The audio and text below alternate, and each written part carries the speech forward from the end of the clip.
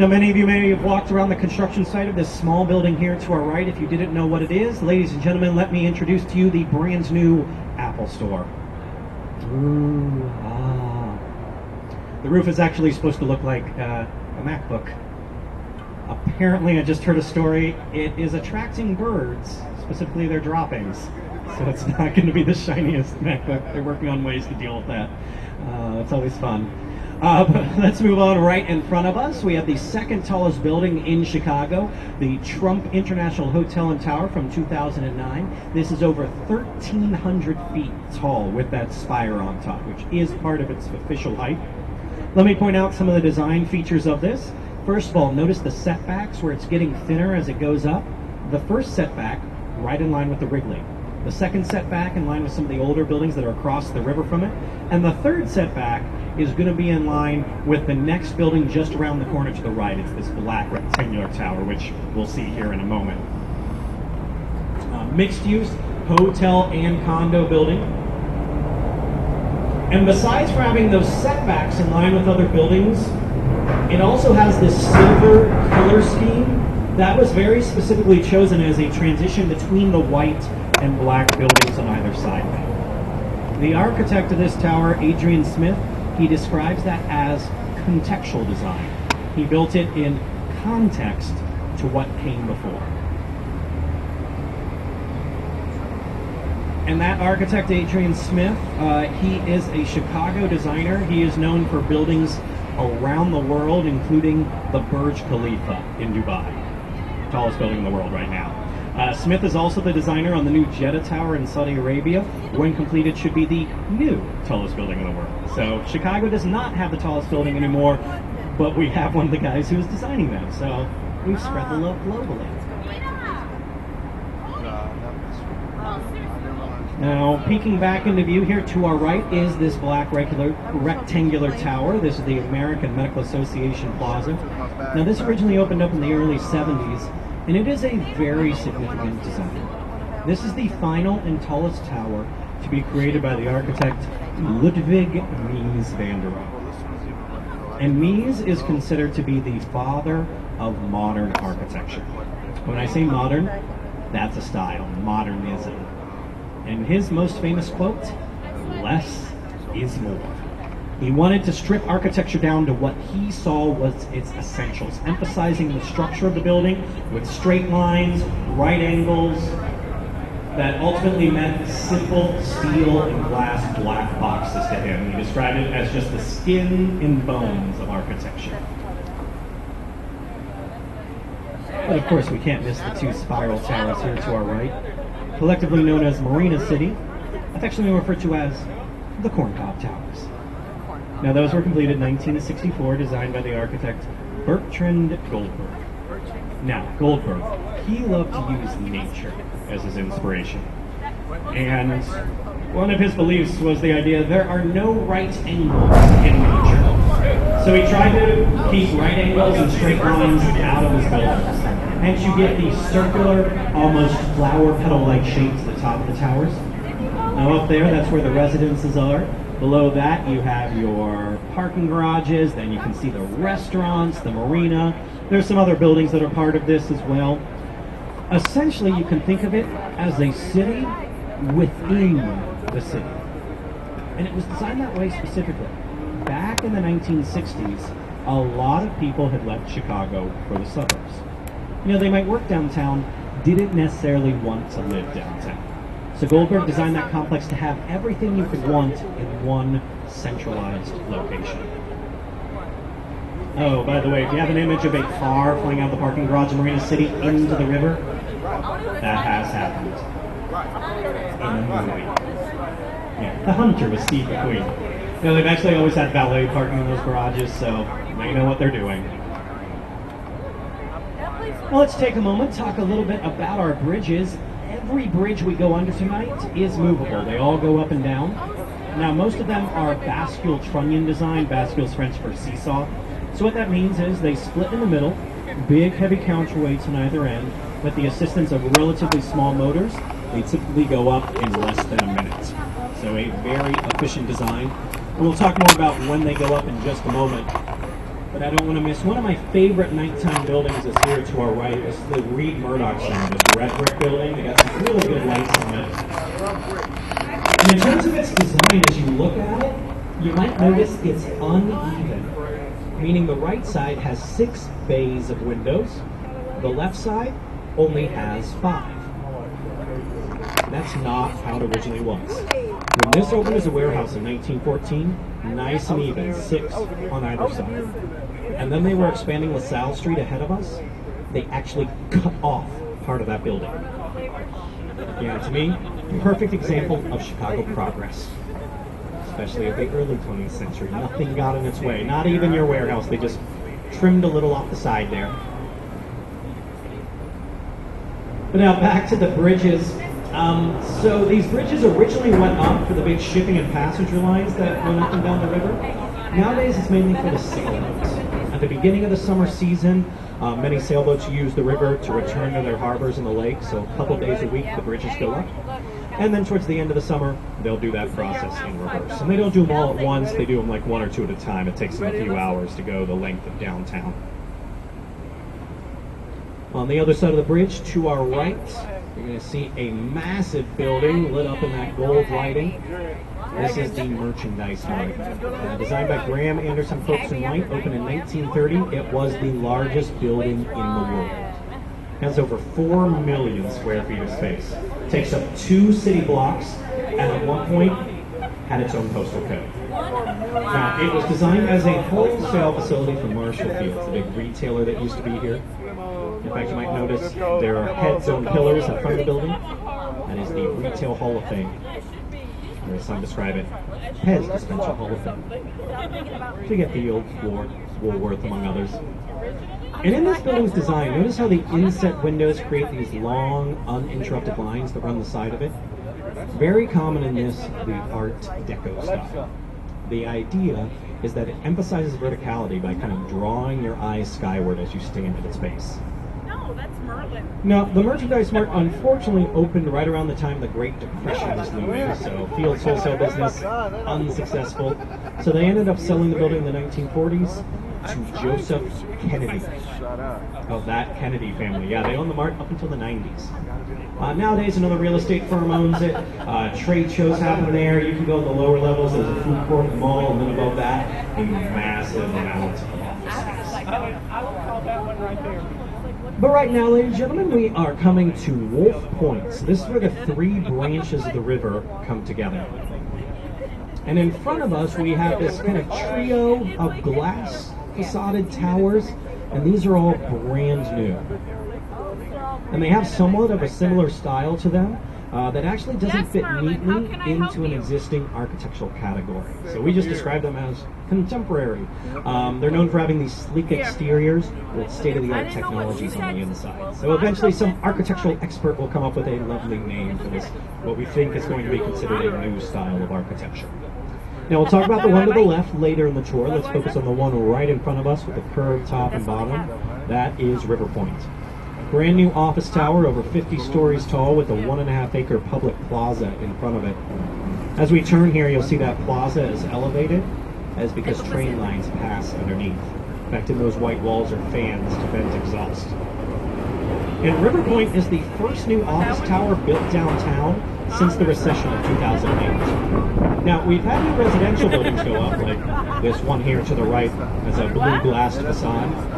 This is Wolf Point West, a new apartment building opened up last year. It's going to be joined by 2 other towers right next door to it.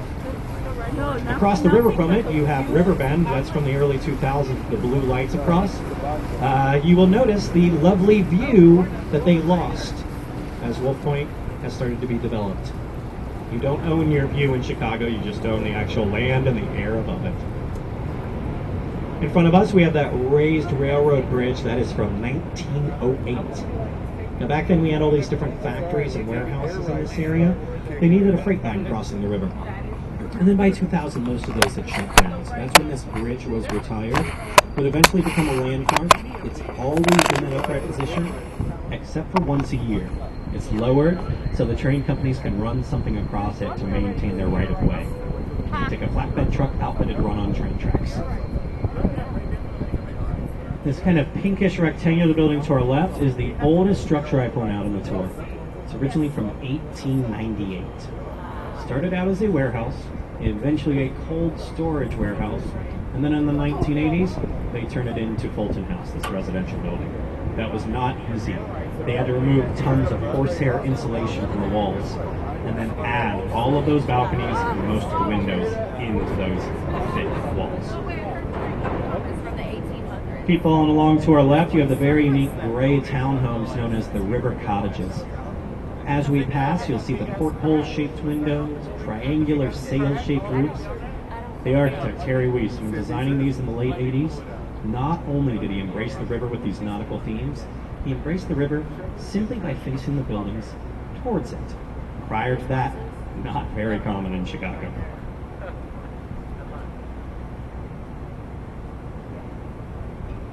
Now folks, on the other side of the bridge here, I'm actually going to turn off my microphone for a couple minutes. That's because over here, we like to give you guys just a little breather here at the start of the tour, a chance to just relax, enjoy the evening, visit the bar if you like. And what's going to happen is our captain, he's going to rotate the vessel so we can turn and head back towards the south branch of the river where we got a lot of great things to see and talk about. And this also gives me a chance, if any questions have come up so far, I'll be walking around, so feel free to raise your hand or yell at me, I'll come find you. But otherwise, for the next few minutes, you can kind of just sit back and enjoy, let's call it the peaceful part of the ride.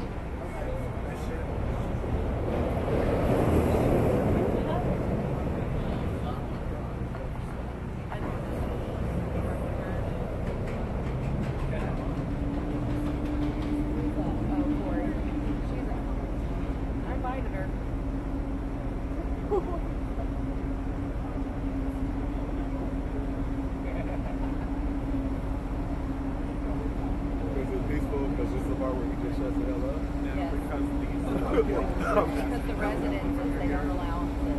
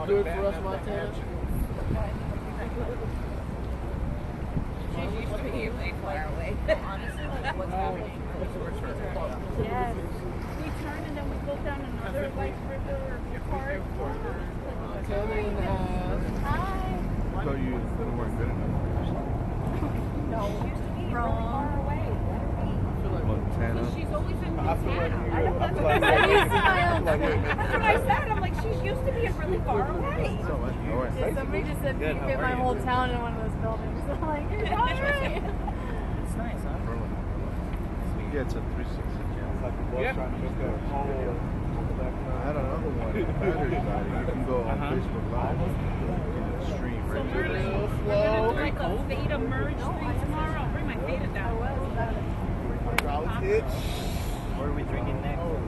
You think we can get both spheres into one image? You think so? Wait, let's go back and talk about Huh? that's the bike that you're going.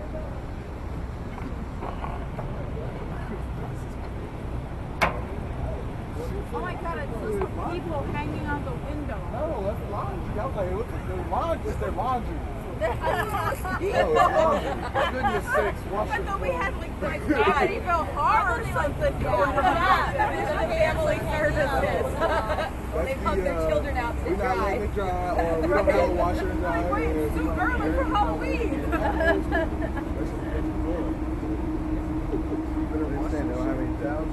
Why are they going to laundry outside? That's hysterical. Everyone smile. Okay. Why? Why? Alright, we're smiling. He's gonna take a picture. Why? Good answer. Good answer. Yeah.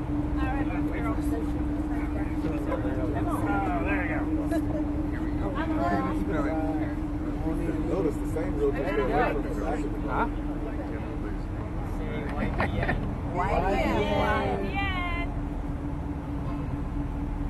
Thank you. Cody and I are going to be a shadow. Oh, that's it. Thank you. But we in the very back. There was a flash, but we in the very back. We were in the very back. So we'll just see how good it's flash. Vince Camito. No, any other time. We're going to get dessert. Thank you. Oh, any real time. Save my body weight from the pizza. I don't have Where are you guys from again? About 3 or 4. Oh, that's Montana. No. Well, I was going by you. You wanted cheese pizza. I want. Oh, I'm so sorry. I'm so sorry. All right, everyone. So I'm going to go ahead and start back up again. But if any other questions come up throughout the tour, I do hang out after the ride. That is a great time to get those to me. But let's go ahead, get back into it. So first of all, if you're curious, if you kept going north in that direction, the north branch actually meanders almost all the way up to the Wisconsin border, gets much shallower and narrower, and that's basically where that part of the river originates. So we're now going to head down the south branch. Before I start getting back into the architecture, it is now time for a bit of a crash course in Chicago history, because it helps in understanding how important the south branch of the river is for our city. So, Chicago, the city, officially founded in 1837. And one of the big reasons we were founded is because they knew a canal was going to be built, connecting the South Branch all the way down about 100 miles to the Illinois River, which leads you to the Mississippi River, which leads you to the Gulf of Mexico. So in 1848, they completed that canal, and now we were on the waterway bridging the Great Lakes and the Gulf. So we became a booming port city.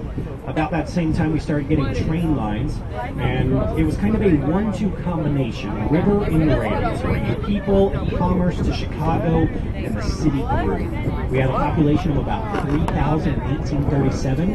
By 1900, we had over 2 million. I think that makes us the fastest growing city ever. And if you're curious, nowadays we have about 2.8 million in the city itself. So that's kind of just a little overview of how Chicago got going. We'll get into some of the other history as we go along today. Right now, I should probably get back to the architecture, because here to the right, we have this incredibly uniquely shaped building, 150 North Riverside, sitting on that incredibly thin 30-foot base. Now, the first question to answer with this, how is it standing? Well, they're using a few different engineering techniques, including in the V shape of the building, there's a set of steel columns. They're at an angle, so it's funneling the weight from above to the supports in the middle.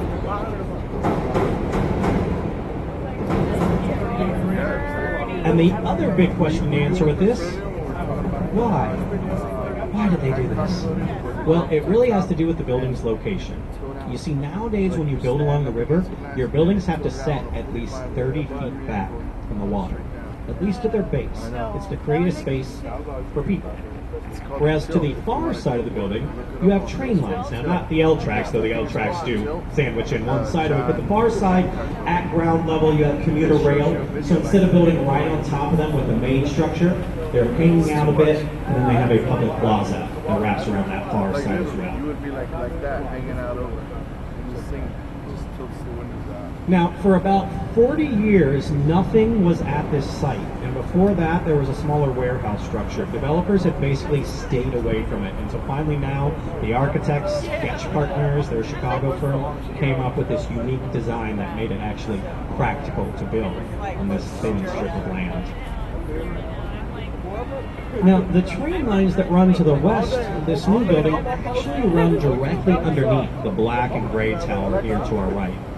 This is the Boeing building, originally opened up in the early 90s at the Molten Salts Company headquarters. And since it is sitting directly on top of active train tracks, it is a great time to talk air rights. What that means in Chicago is that the train companies had built their tracks on what would become prime commercial real estate. Now, how can they make some extra money off of that? They realized that they could sell the air above the tracks. The Boeing building literally has a 99-year lease on the air that it occupies.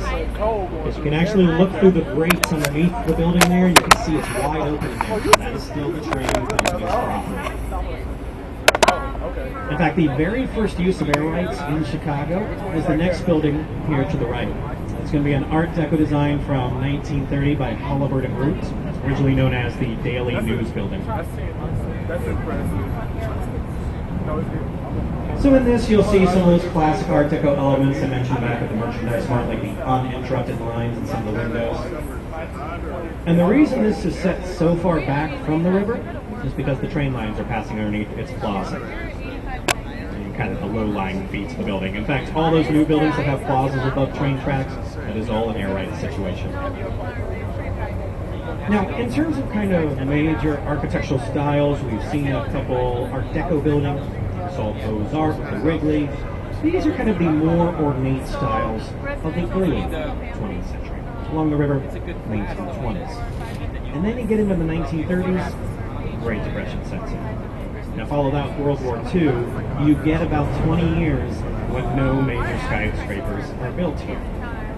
They finally start up again in the 50s and 60s, but at that point, taste basically swing in the opposite direction. And that's what you find to your right, modernism. Simple steel and glass boxes. Now these two twin black buildings to our right are from the mid-1960s. You may recall earlier I mentioned this style, pioneered by Mies van der Rohe. And you can find over 60 of his designs in the city, but then you have others like these, created by his proteges. So Mies, he was originally from Germany, but he spent the last 30 years of his life in Chicago. And not only was he designing, he was also teaching. So he basically influenced a generation of architects. So that's one of the big reasons if you're kind of just wandering around Chicago and you're like, you see this modern style, he was really a big influence.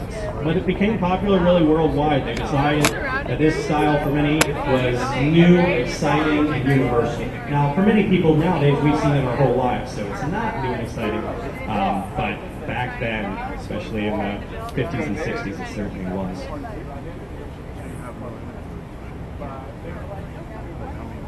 Now, in front of us, I want to point out Adams Street. We're going to pass underneath because this happens to be Route 66. Right now, then we see a little bit of all the way to people are California, testing the runs along Adams. In fact, if you go to the intersection of Adams and Michigan, you'll find a sign that actually begins Route 66. Right across from there. Over there, get that picture, and then you head out to Santa Monica, get the picture, and get there. There's not like the urgency that there was. Taking a look back here to the right side, you're going to have a smaller building with these big black X's on it. This opened up in the 1970s. It was known as the Mid-American Commodities Exchange. Nowadays it's known as a gym. Back then, they wanted it to have a wide open trading floor. So they took the support columns that might have run down the center of that floor, put them on the outside. So these X's are structural supports. Now, they very deliberately kept them exposed on the exterior. They didn't hide them behind the walls or the windows. It is very common in the modern style. They call that structural expressionism. It's just a fancy way of saying modernist architects. One way they found that they could emphasize the simplicity and the structure of the building, you leave the steel skeleton. Looking back to our left here, I want to point out this gray mural that runs up the wall. Take a look at it. Some of you may have already figured out what it is. A map. Yeah, the red rectangle. That's right now. Now that used to be a big old blank wall until about 2 years ago. This is a good example of a building that was built in an era, 1970s, when we didn't really respect the river. You know, it has a history of being an industrial corridor, so buildings were often built with their backs turned towards the water. Nowadays we like this river a lot more. That building got some new owners, and they came up with a great idea to have that mural out. So we actually take a look at it as we pass. Alright, coming up to our right side is a building that really doesn't look that great at night. Honestly, not much better in the daylight. This is the old main post office. Now, I joke because that's going to change. It is undergoing a